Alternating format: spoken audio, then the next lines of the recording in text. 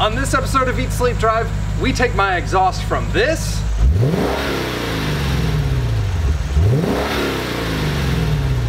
to this.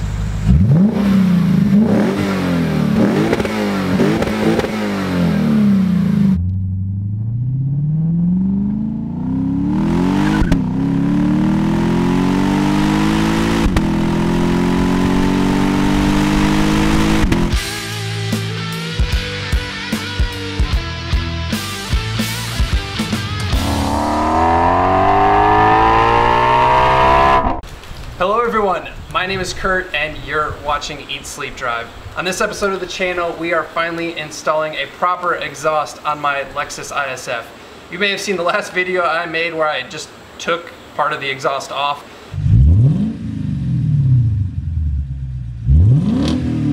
It sounded amazing for like 3 days, but then I got really tired of it because it droned and it also rattled on my car.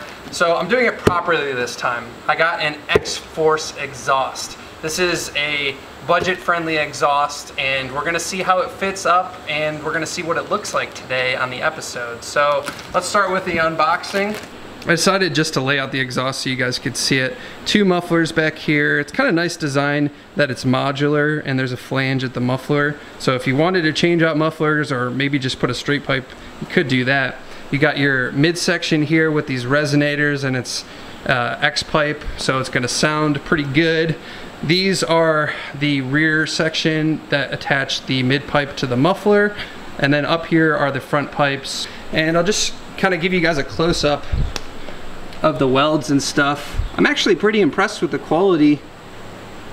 Like I mentioned, this is, I think, from what I've found, the cheapest exhaust that you could buy for the ISF. A lot of the exhausts are really, really expensive, but for the price, it seems pretty nice. But enough of looking at this. Let's get the stock exhaust off and start with the install. The first step in removing your factory exhaust is to remove the fasteners holding the front pipes to the headers. These are 14mm fasteners, and you'll need a wrench and a ratchet to get them off. And there are 2 on each side.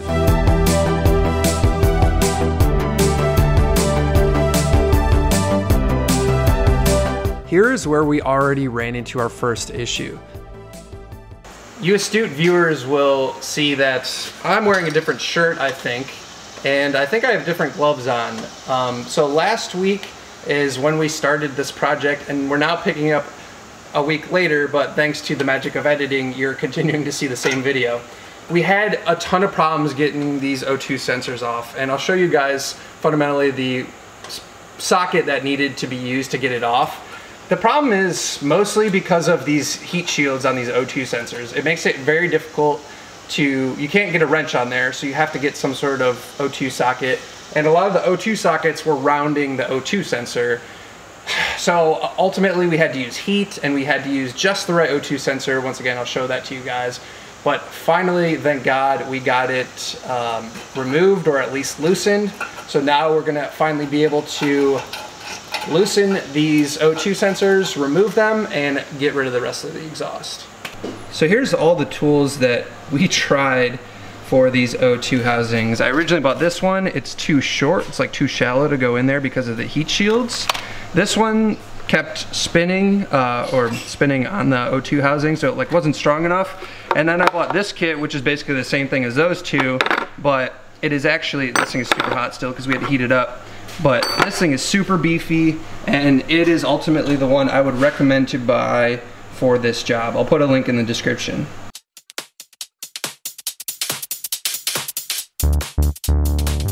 With the O2 sensors finally loosened, they can be removed, and we can move on to the rear section of the exhaust.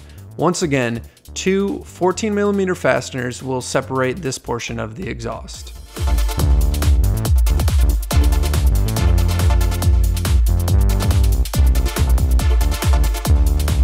Now there are 2 brackets that prevent the front section of the exhaust from being removed. The bolts for the frontmost bracket are easily accessible. There are 4 which are 14mm.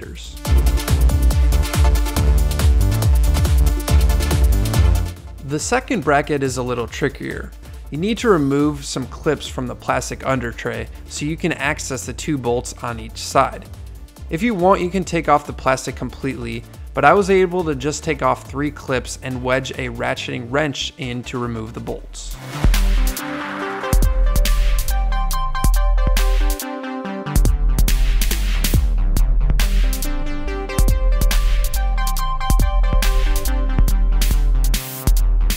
There are 2 more bolts holding the exhaust heat shield onto this bracket, but with those removed you can slide the bracket to one side in order to get enough space to remove it from the plastic undertray.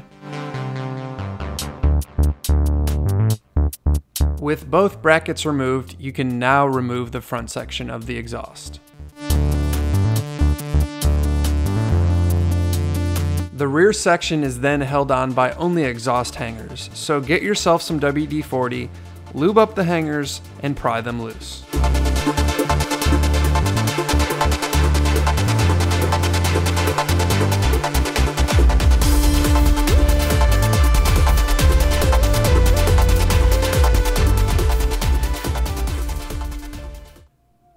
Now we can start with the install.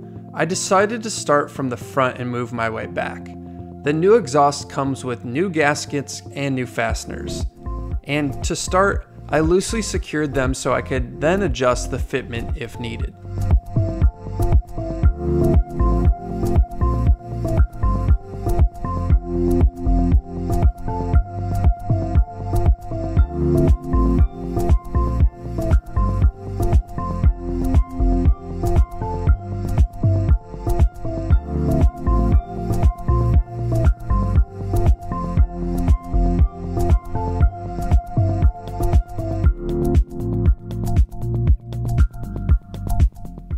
The middle hanger design is a little different than stock, but it makes more sense once you mock it up.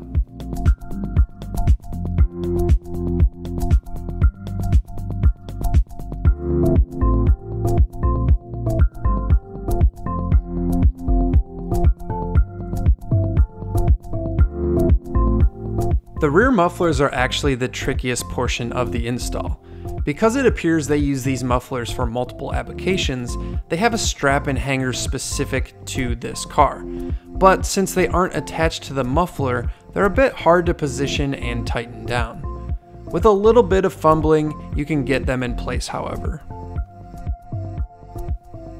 As far as fitment goes, outside of the rear mufflers being hard to align, I noticed this exhaust rests on the rearmost bracket, which is fastened under the plastic undertrays. There wasn't enough adjustment in the exhaust to make this not happen, and I was worried about it rattling. Fortunately, I haven't noticed it rattle at all, so I would say this is more an observation than necessarily a problem at this point.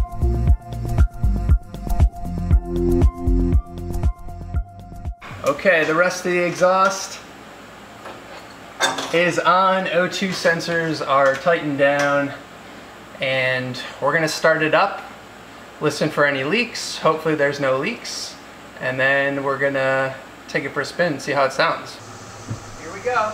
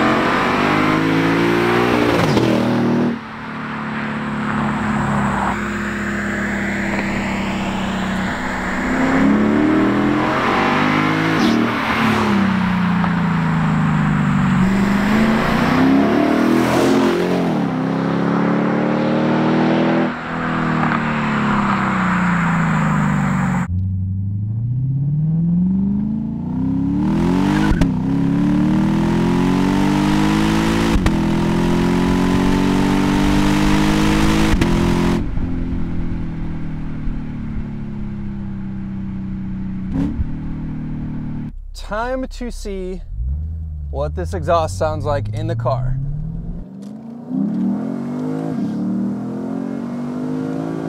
Woo. Yeah. It actually feels punchier. I don't know if it's, you know, just sort of like the noise that makes it feel faster. I have seen dynos, and this exhaust is known to be about good for about 20 to 25 horsepower.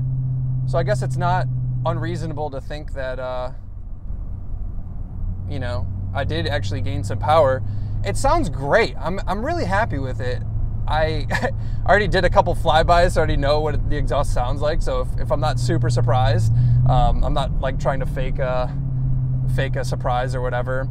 What I like about this is that it is the same exhaust note, just turned up volume from stock. So it's not obnoxious by any means. It's really reasonable at idle. It's really reasonable when you're cruising.